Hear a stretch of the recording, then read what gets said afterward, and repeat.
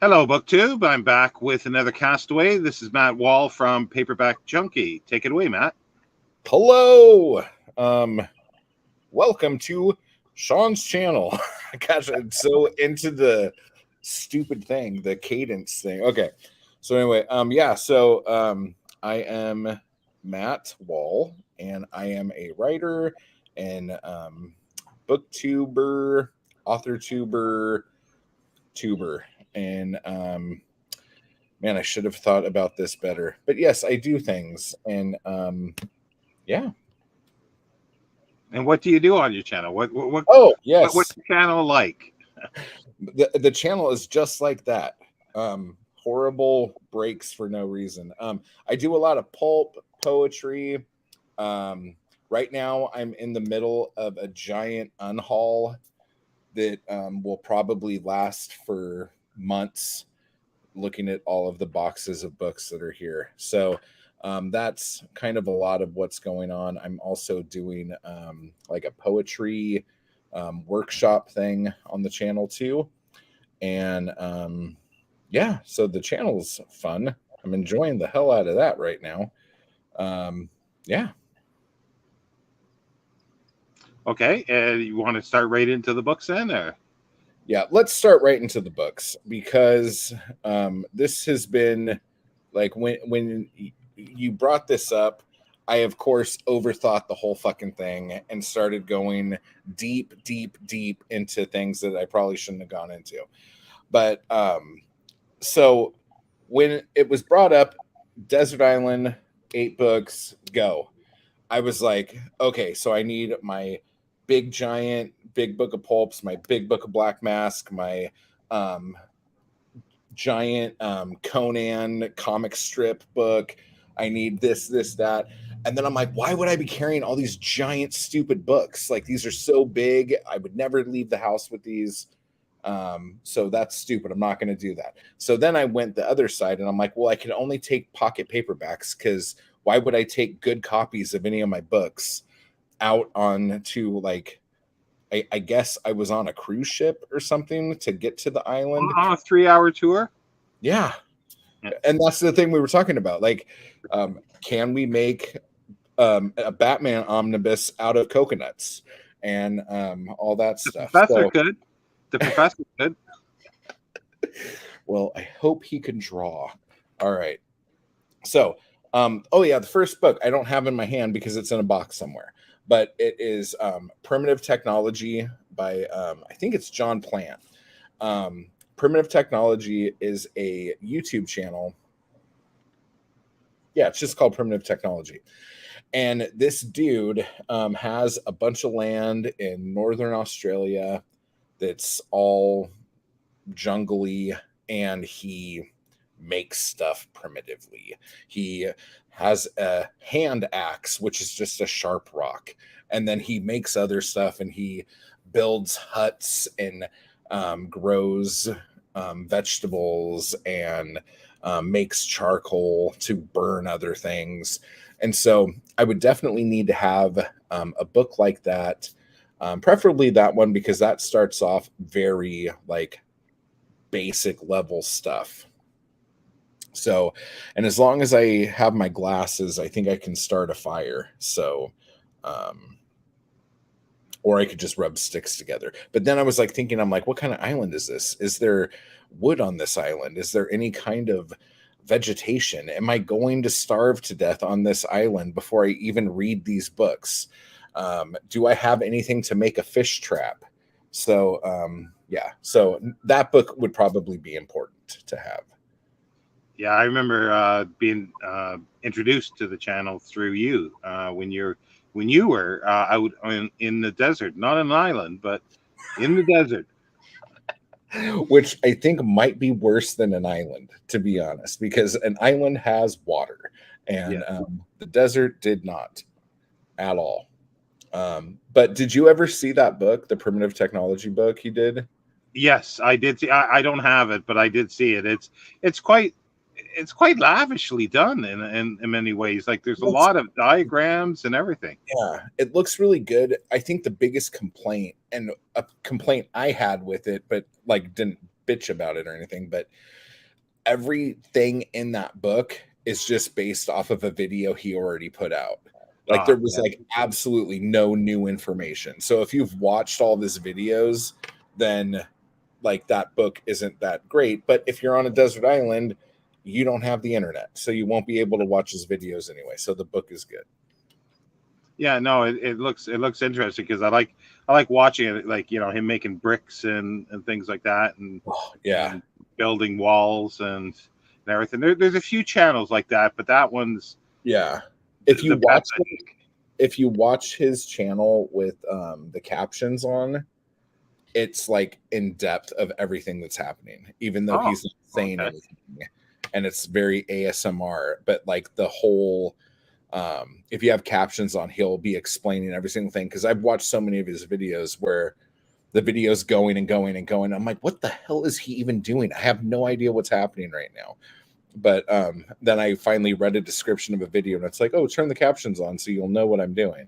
And I'm like, okay, I wasn't aware of that. Yeah, like he needs to make that abundantly clear.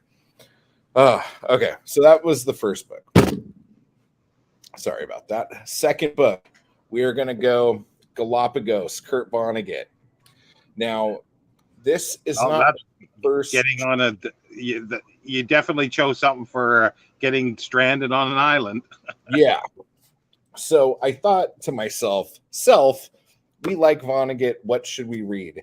And I thought this would be a good choice because this book is really fun. And I think the thing that tripped me out the most about this book is how it's written. It's written in a very strange way because it is a linear story being told from like, I think it's a million years in the future, like looking back, explaining everything that's happening.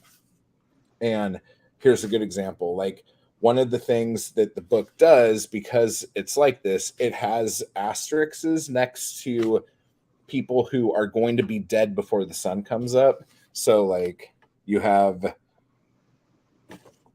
Zenji is going to be dead. So just big spoiler there.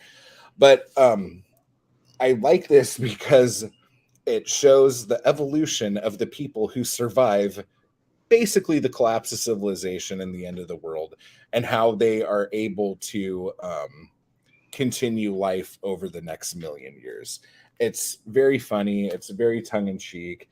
And for those of you who are big Kilgore Trout fans, there's Kilgore Trout in here too. So that's fun. But yeah, so if I'm going to be stuck on an island, the idea that maybe in a million years I might be able to swim away from here kind of would make me feel a little bit better. Yeah, so he's an interesting writer. I've read 2 of his books. That's one, and I can't remember what the other one was. It was never a favorite of mine, but I do say that he was interesting, and I do want to revisit him sometime. Yeah. Anyone who has spent any time near my channel will know that I yell and scream about Breakfast of Champions being one of the greatest books ever. I've loved that book. That's one of the few books that I read when I was like a teenager and still think it's just as good, if not better now. Most of the books I read when I was a teenager, I think are kind of hot garbage now, but that one has stuck with me. So that's a good one. And I think, I'm not 100% if I remember this correctly, but I think Galapagos is kind of connected to Cat's Cradle. I want to say, I think there might be some intertwining characters from Cat's Cradle and Galapagos. I can't remember, so never mind. Pretend I didn't say it. Yeah, I haven't read Cat's Cradle. So I don't know. Yeah. Maybe I just decided, because there was a part of me that thought, oh, the Ice Nine and Cat's Cradle is probably what like destroyed everything. I don't know. Maybe I'm completely making this up and trying to like connect the worlds of these books together. Well, there's a book for you. Yeah. There's a book to write, connecting Cat's Cradle and Galapagos, if they haven't already been done. Yeah. I'm trying to, yeah, I could talk. Yeah, this is just going to get very, now my brain's going somewhere else. I'm trying to like remember who it was. Was it Philip Jose Farmer who tried to continue writing Kilgore Trout stuff and got in trouble? Yeah, I think he did a little bit. Yeah, because he did a lot of things like that.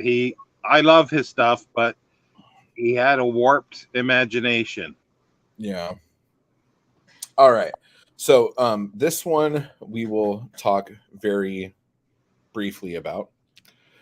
This is I was trying to think, like, I like Bukowski and I would like to have something of Bukowski's there. And since I'm stranded on an island, I thought You Get So Alone Sometimes That It Just Makes Sense would be a nice choice. And as far as his poetry goes, from the 80s, this probably is the best one all around from beginning to end. So if you had to go that route, that would be fine. But I am going to be alone, so I would like it to make sense. And what was the other reason that you chose that one, knowing that you were coming on to do this? Oh, Bukowski's seriously just like one of my favorites, and so like I couldn't go without taking something. Not to push my buttons. Not to push your buttons at all. Not at all. But hey, it would make sense that I'm alone on an island. So it's a good title. It's a good title. Let's leave it there for myself. It's a very good title. Okay, so we'll do that. And then since we're going to talk about that without talking about the other, being on a desert island for a bit actually sounds really fucking good. And so I want to try to make this as fun as possible and as enjoyable as possible. So it's like kind of like a vacation. So I am going to have to try to figure out how to make drinks with whatever's growing there. So that'll be a whole other thing. But yeah, we want this to be an enjoyable experience, and people need solitude every once in a while. So that'll be good. So along those same lines, and wanting to have a good time, Fear and Loathing in Las Vegas, preferably one with the Stedman artwork in it, is really exciting for me. But this book just cracks me up. I've read this book so many times, and like what we were talking earlier, if you like the movie, you will absolutely, like, I guarantee you that you would like this book if you liked the movie. The book is so close to the film. There is one chapter I think that's added, and the scene with Gary Busey as the highway patrolman, that ends a little bit differently in the book. Other than that, it's pretty freaking accurate. But the book is so much fun, and like Vonnegut, Bukowski, and Thompson here, they write very conversationally. And if I'm going to be by myself on an island for who knows how long, I would like to have some stuff that is very conversational, so I feel like I'm not alone, even though the solitude might be nice. And I like the idea of Fear and Loathing in the sense that it is nuts, it's crazy, but there are little glimpses of importance from things that are said. So with it done like that, like if the Rum Diary was a better book and not so damn depressing, I probably would have taken that. But it's a little too down. So we're gonna go Fear and Loathing on that one. Yeah, well, I like, that's the way the movie is. It's just ludicrous 99% of the time, but occasionally, yeah, there is little glimpses that you go, that's Yeah. it takes you outside of what's happening there. But I think that's probably what's his name, the director, uh, Gilliam. Oh, yeah. Gilliam.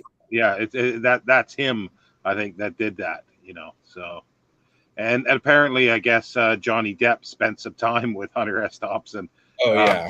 before he did that, and he pulled the switch for the gun that shot his ashes up to. So crazy.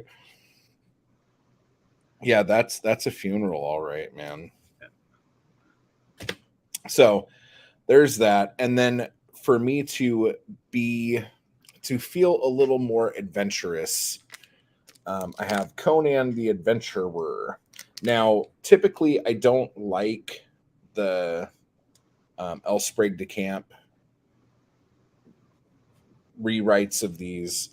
I know that a lot of people like them, and it's fine.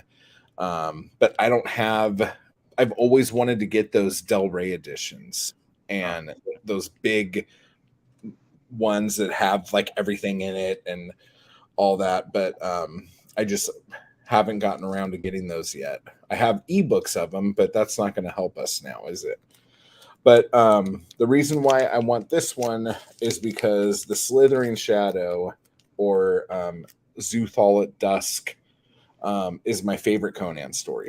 And that one is in here.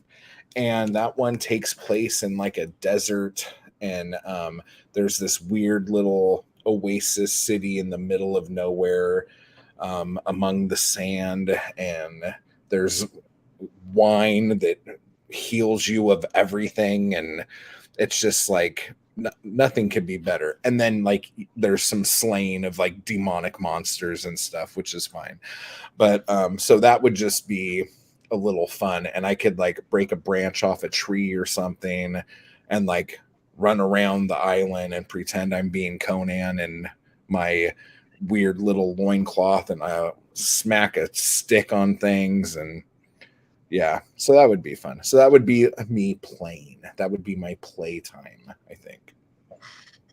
Yeah, for me, Conan, like I read, that's the stuff I read originally was the L. Sprague de Camp redos, and I never really went back to them. Like I read it, probably early '80s ish or somewhere around then, and then I decided I got one of the Del Rey black paperbacks of the first volume.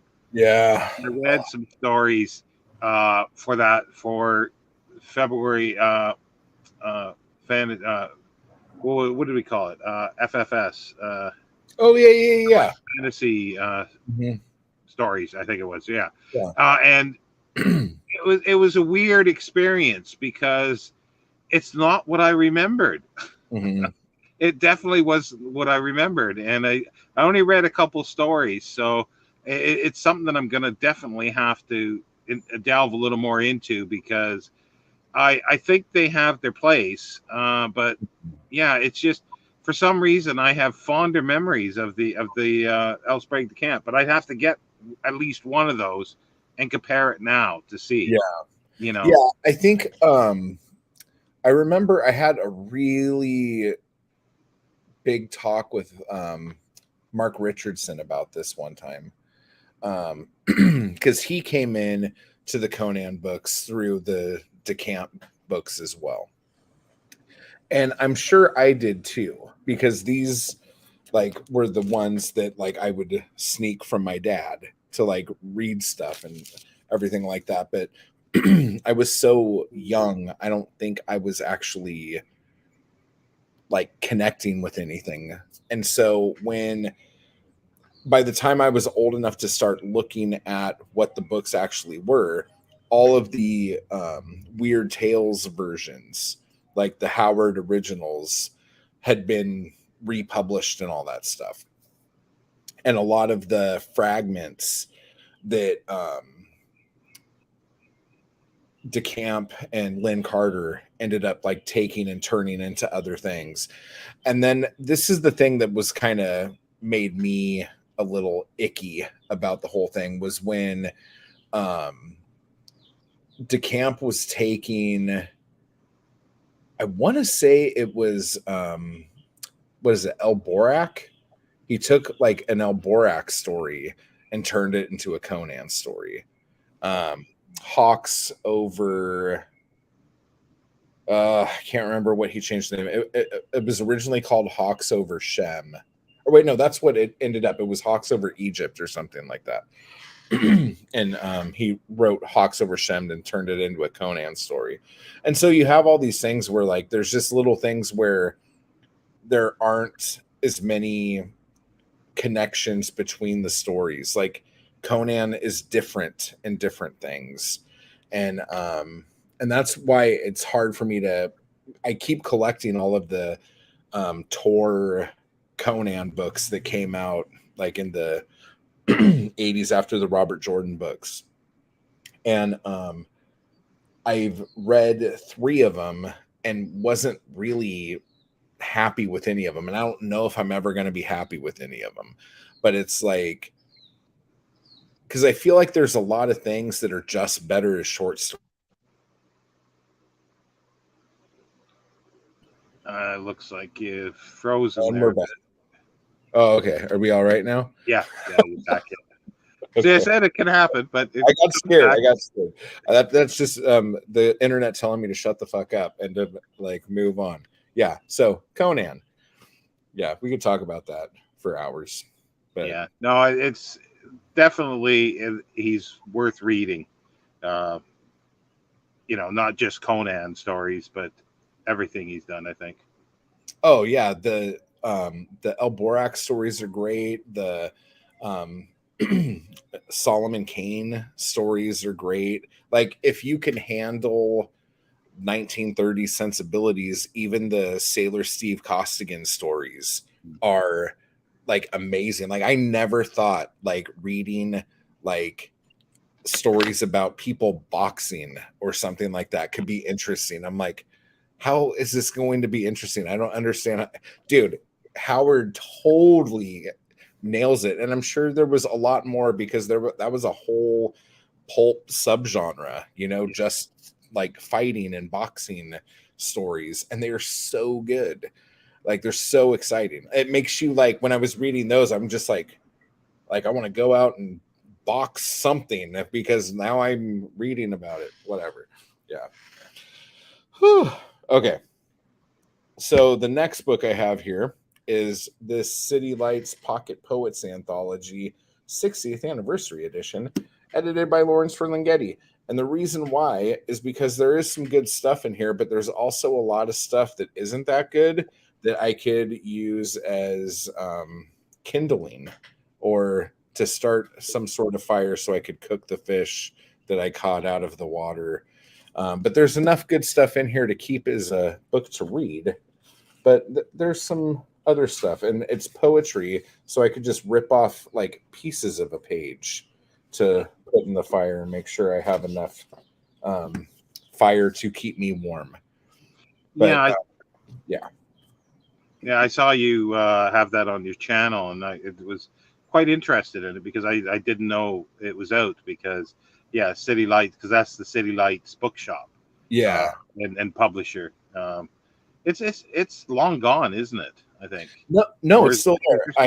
Is it the same sort of owners, or is it just a new version of it? No, Ferlinghetti died last year. Yeah, or was it this year in February? He just died. But the store's still there, the shop's still there. I don't think they're publishing anything right now, or anymore. I don't know if they're going to be. But that book is so cool in the sense that it gives you kind of, I guess, technically 60 years of like what poetry was coming through San Francisco, even though a lot of the stuff, like you have Russian poets and you have Spanish poets and you have all these like weird little collections through it of different spots in the world poets and stuff. So it's really cool. It actually showed me that I like Ginsberg way more than I ever thought I did. I thought for sure that I just like was going to write him off, but it also showed me that my dislike for Kerouac is valid. So that's also okay. Okay, we agree on something there regarding poetry. That's good. But I do read him though. That's the thing. I have a what is it? The Library of America edition of his poetry, and I guess I like looking at it to go, okay, I'll make sure I never do that. I just don't get it. I just like, I don't know. And I think honestly, if he had been a more unattractive man, I don't know if he would have been as popular. Like, I think his like swagger and his like demeanor, like he could have gone up there and said like dog shit covered in gold and chocolate, and people are like, oh, this guy's a fucking genius. Let's give him the keys to the city. But I don't know, man. It's I just don't get it. Like there's glimpses. I was trying to read what book was it? Visions of Cody. I was doing a read along with Jason at Old Blues Chapter and Verse. We were reading Visions of Cody. I got seriously, I think 50 pages into that book before I'm like, I can't fucking read this anymore. Like, this is awful. Like, I cannot do this. And Jason, I don't know if he finished it either. I'm not going to put words in his mouth, but he found beauty in certain lines in that. And I respected the fact that he was able to sift through the trash and find some good looking stuff in there. So, well, like I do have to admit, with his poetry, when I go through, like I can't sort of read a whole poem a lot of times, but I can flip through and read lines and I go, oh, that's kind of sounds okay. But when I read more than a line sort of at a time, I sometimes get bogged down and go, yeah, I don't get this. This does not. I don't know. I feel like there's a lot. You know what I will say? Have you read The Hippos Were Boiled in Their Tanks? No. The book that he wrote with William S. Burroughs, like early on. That is actually like an interesting book, and I enjoy that book a lot. But other than that, I've never read anything of his that I was like, oh man, this is good. I understand his popularity. I understand why people love him and all this. But like Visions of Cody was just like pages and pages of him talking about what food looked like, but then he never ate any of it. And it's like, what the hell is he doing? Like, just eat some freaking food, dude. Like, I tried on the road many times when I was young, many times, and because people would rave about it, and I go, okay, well, I'll look at it again, but no, I think I'm done with him now. Yeah, like I'll still, if I have the urge, look at his poetry, but nothing else. See, that's the thing too, because his bits in that anthology are so small that like I can look at him and go, oh, okay, oh, that's some kind of cool stuff. But he has this real hang up with and again, this might just be like a Irish Catholic thing. I don't know what nationality he is or whatever, but he's so hung up on religious guilt. And like, to me, since I'm not, I don't know how many pages of poems I could read that have to do with that topic. Like, yeah, like, I don't know. Like, I can't. So, but he'll throw a line down every once in a while. That's nice, you know? Yeah. Well, that's what I mean. That's why I have a lot of poets like that I will sort of look through, but there's a few that I won't. And I just won't name the elephant in the room at the moment.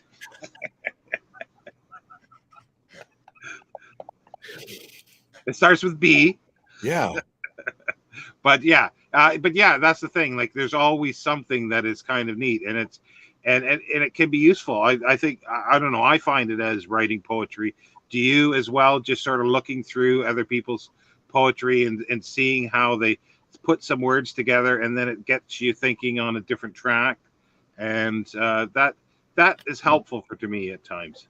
I have a problem with, I don't know if it's like an ADHD kind of thing, but I get sidetracked very easily. So when I'm reading poetry, especially, like I do like to see how people use line breaks and their enjambments and all this stuff. But if I'm not hooked on the poem, I'll be reading a line and then I'll think of like, oh, I hope it goes here next. And then I'll like think of some thought and then it doesn't go there. And then I'm like, oh, well, now I'm disappointed because I was wanting it to go here. And then I start thinking of the thing I was thinking of and then I'm done. And I'm just like, oh, that sucked. Like I should have really put more effort into paying attention to this. But, or use that to write a poem. Yeah, you could do that. That's when I haven't written recently, but that when I was having a little difficulty at times, that's exactly what I would do. I would read, like I sometimes read a whole poem, but just sometimes a stanza or just lines, going through just flipping pages and reading various lines, and it's like anything that it can spark your imagination to something else. Like Bert at Past Story Time, if you're familiar with that channel, it's a good channel. He was talking about the thing about poetry that is good is being able to continue the conversation. So if you're reading a poem and the poem elicits some sort of response in you that you feel like you need to shout out and say like, you know, like, oh, wait, no, this, you know, like that's really good. And that's when you get down and you start writing your own stuff off of that. So like, I feel that like, that's the thing that happens. Yeah, for real. But like, I don't think I ever like hit a metaphor and go, oh shit, that's a good metaphor. I need to hit something like that. But usually that continuing conversation thing is something that that works well with me. All right, so the next book here, and I don't think I would take this copy because it's kind of nice. I would take one of the other ones I have, but The Metamorphosis by Franz Kafka. And this is look at, he's on a bed. Isn't that funny? And he's on his back. This is one of those beautiful Barnes and Noble editions that are really inexpensive for some reason. And then you get it and you're like, oh, wow, I just bought a book from Barnes and Noble. And then you feel kind of silly because you already have 2 or 3 other copies of this book. But yeah, so this is Metamorphosis and other tales and stuff. Yeah, this is pretty much, I don't think this is any different than any of the other copies I have of this. But the thing about Kafka, some of my favorite books are like Notes from Underground, Hunger by Knut Hamsun, and I love that feeling of everything, and especially The Trial by Kafka. And I was kind of struggling between those books, but and then The Stranger as well. Like that was another one I wanted to throw in here, but I feel like this having little bite-sized pieces of a bunch of different things, but still following the absurdity of life and the absurdity of isolation that a lot of his characters feel. On a desert island, I would feel like that. I would feel like this is absurd and I would be totally isolated. So I feel like there would be a lot more to relate to going through some of these again with that mindset. I don't know if Hunger Notes would be a good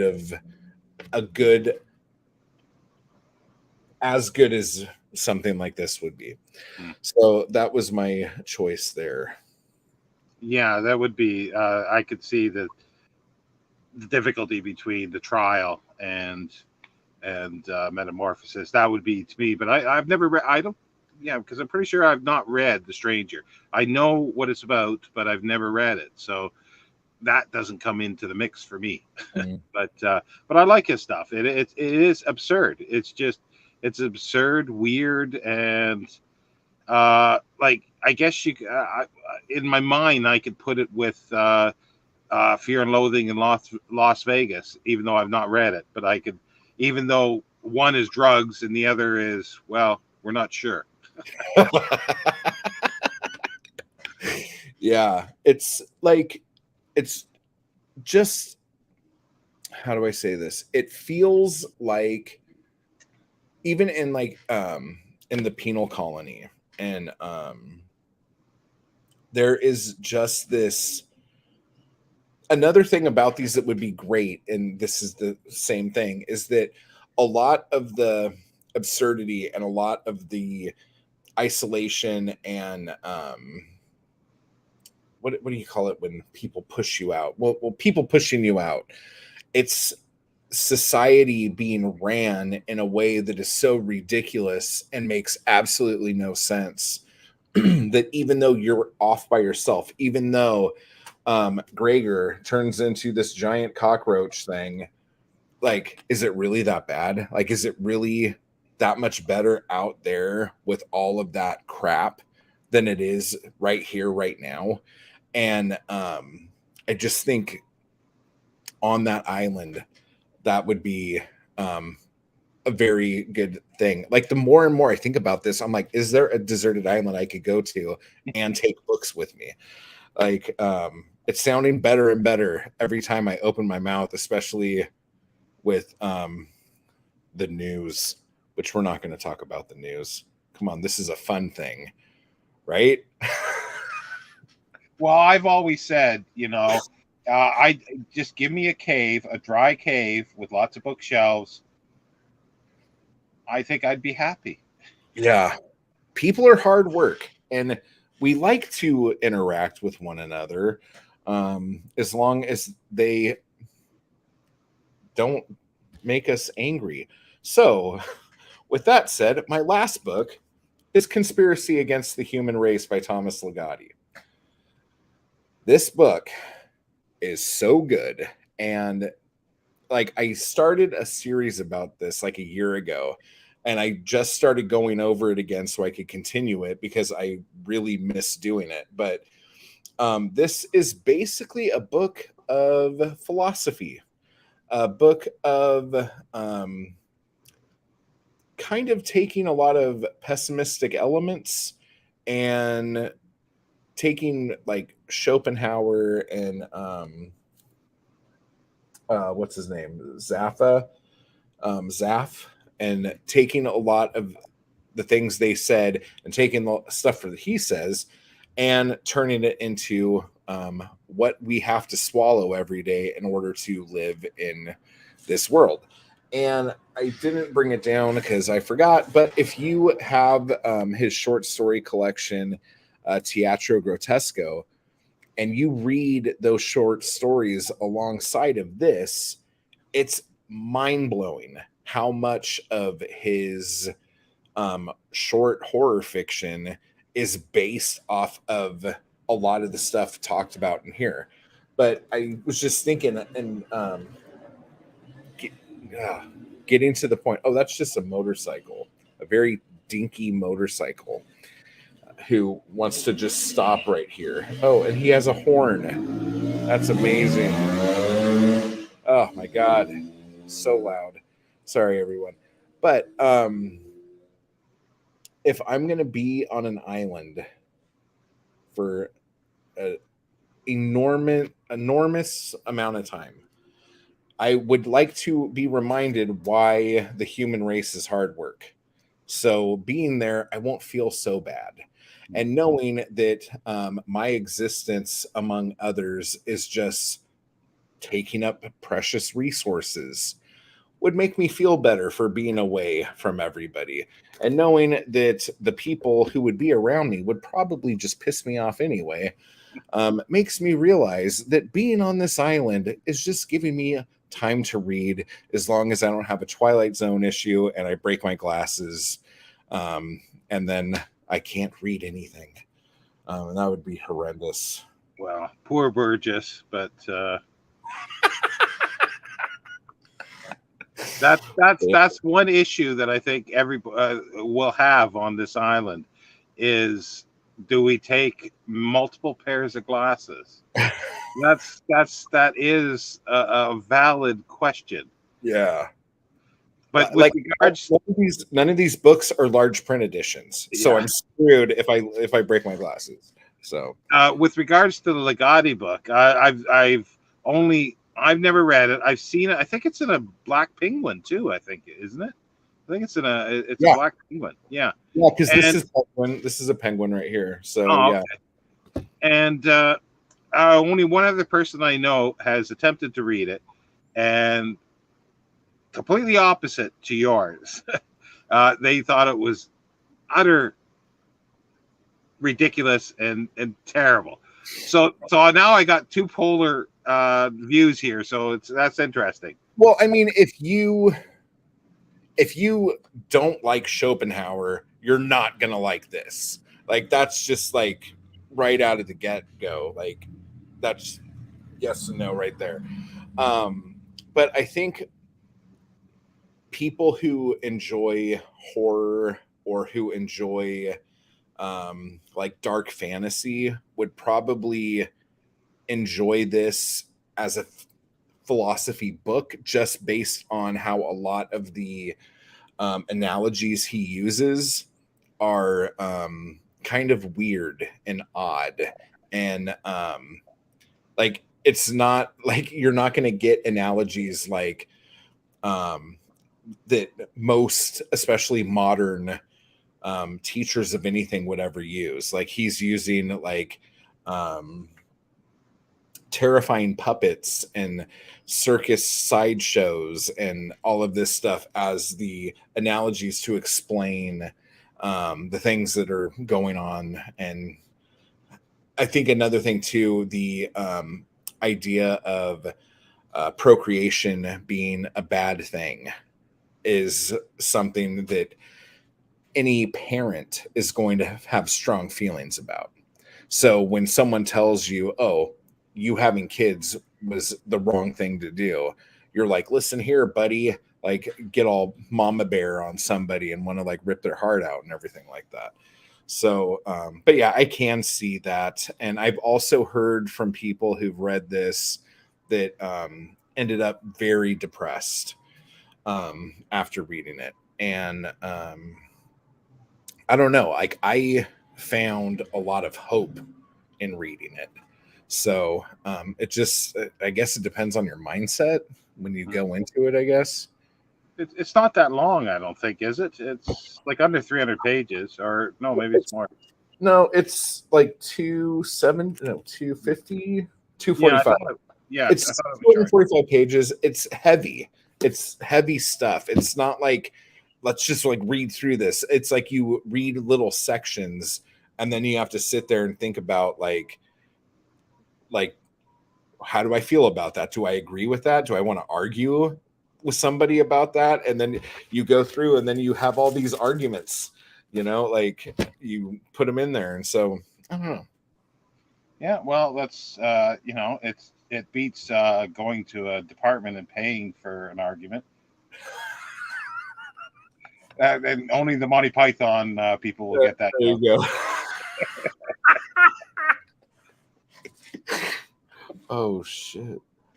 Oh, I gotta plug this in or else we're gonna get disconnected. Okay, so there we go. So yeah, so those are my books. And then as far as my music, that was a bit of a surprise when I saw that on the list. But yeah, explain. Okay, let me turn this down in case it starts playing. I don't want it to play. I just want to look at it. Okay. Okay. So I love a lot of kinds of music. I like all sorts of stuff, very eclectic taste. But I really, really like first wave ska and like early like rock steady and reggae and stuff like that. And I just figured this ice cream guy, he just stops and just has his music playing, his stupid Fisher Price song. It's so annoying. He'll be there for like a half hour. Okay, so anyway, if I'm going to be on an island, I want it to feel like I'm there on purpose. So I have the Paragons on the beach.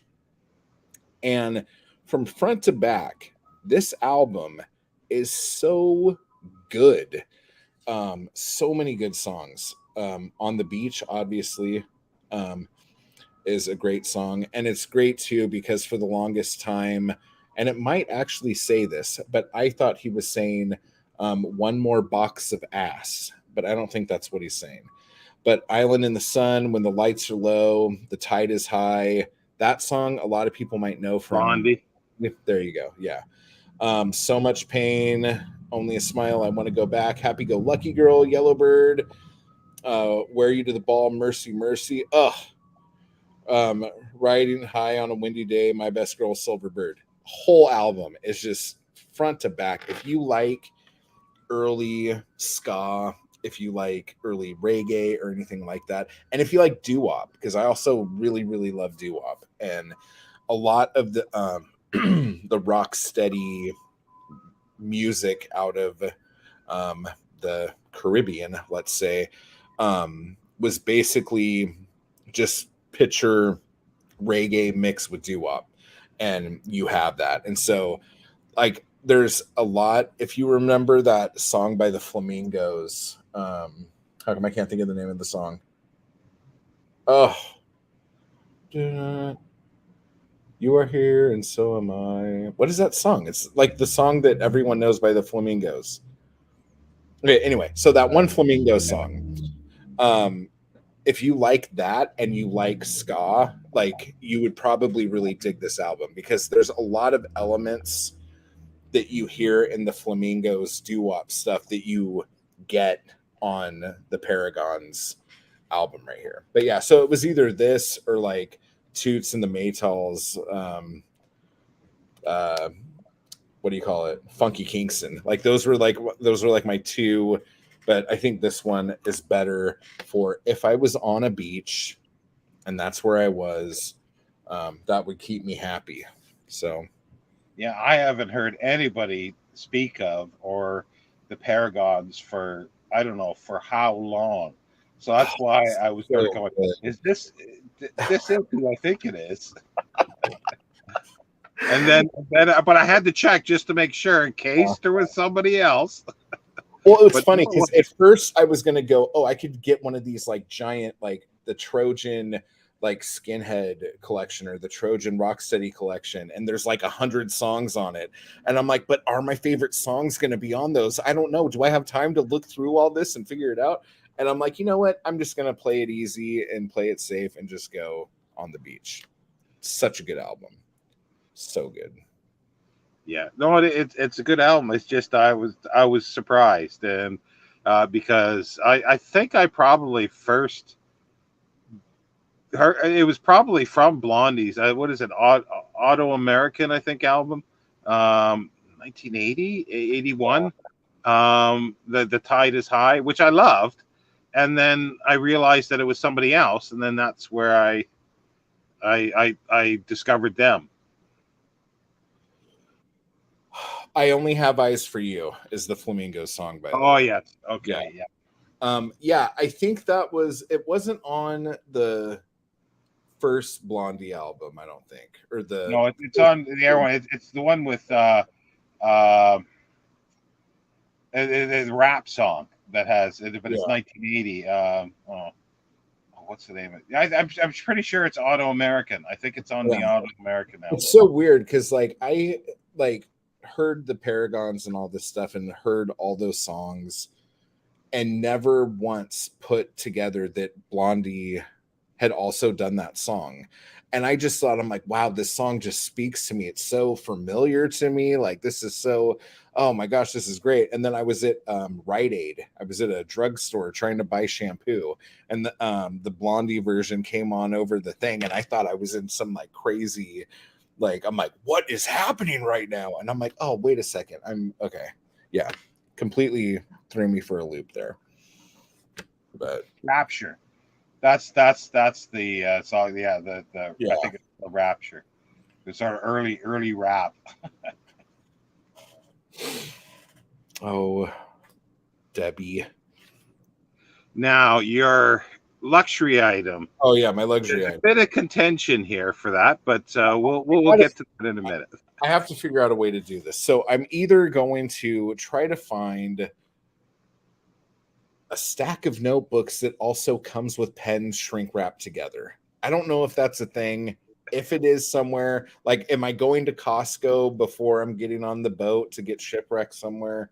I don't know. But like, I need to be able to write stuff down or else I will go crazy. Like, I need to like write out my experiences, write out my feelings. I'm sure I could figure out another way of doing this, but like, it's kind of like my medication. Like, if I don't do this thing, I don't know, like, I have to do that thing. So maybe just a giant Sharpie that will never get dried out, and I could just write on rocks. I don't know. Yeah, well, no, it's like I never really thought of this, because you take one thing. So yeah. Your notebooks is one thing, but pens are another. But one without the other don't really work. Yeah. Unless you work with charcoal or you get some plant extracts and stuff. But I don't think the primitive technology goes into making ink. Yeah, but then again, it's like, how long am I going to be here? And because I was thinking of that too, I'm like, well, I'm looking at the margins in these books, and like the Ligotti book, the margins are not very big. So I'm like, oh, I can't write in there. And I'm like, well, I could definitely write in the Pocket Poets one, and in the Bukowski one, there's plenty of room on those pages to write. And I'm like, I could just write on these pages. And I'm like, but what if I run out? And then I was like, gee, well, I'm like, do I fiber paper? So yeah, just give me a 10-pack of Bic pens. Yeah, well, that's so like, yeah, I've decided. Like I said, it could be contentious, but I can make up the rules here. It's your boat. Like, you can do whatever you want. Oh, so yeah, pen and notebooks work. Well, Christina took her knitting along because to her it's going to be a magical island that has wool. Yeah, and then she'll just make yarn out of the fiber. Yeah. So there you go. Well, there you go. Well, shit, if we were doing magical islands, why didn't no. I'm sitting here going, I'm going to be here forever. Oh, okay. Yeah. All right. We got it. So yeah, that was great, Matt. What else? Did you have anything special coming up on your channel or writing projects? Anything? The only thing going on the channel right now is we just finished a week-long workshop, a writing workshop, and that was so much fun. And everyone who participated did amazingly, and so we're continuing that. But other than that, that's about it. I'm doing chapbooks. This is this month's chapbook, Type Hard. It's just poetry about writing, and that's about it. And you can or if anybody wants to purchase those, you can get them from your Etsy store. Yeah, my Etsy shop, or you could go to ihatemattwall.com, and there's links there to it. But yeah, I'll put everything down in the descriptions cool, for you to link to. So yeah. So when are you doing yours? When's your desert island? I'm not sure. It could be this coming week, but it could be get kind of hot. But I'm many weeks ahead, so yeah. If if I do it this week, it probably won't appear until September. Okay. Bated so breath. Yeah. So by the time this one is, it won't be too far away. Yeah. By the time this one goes on, I'll talk to you about that when we finish here. But yeah, is there anything else you wanted to say about the cool. Yeah. Okay. That's all good. Appreciate it. Yeah, and thank you very much, Matt. And I'll see you next time, BookTube, with a new Castaway. Bye.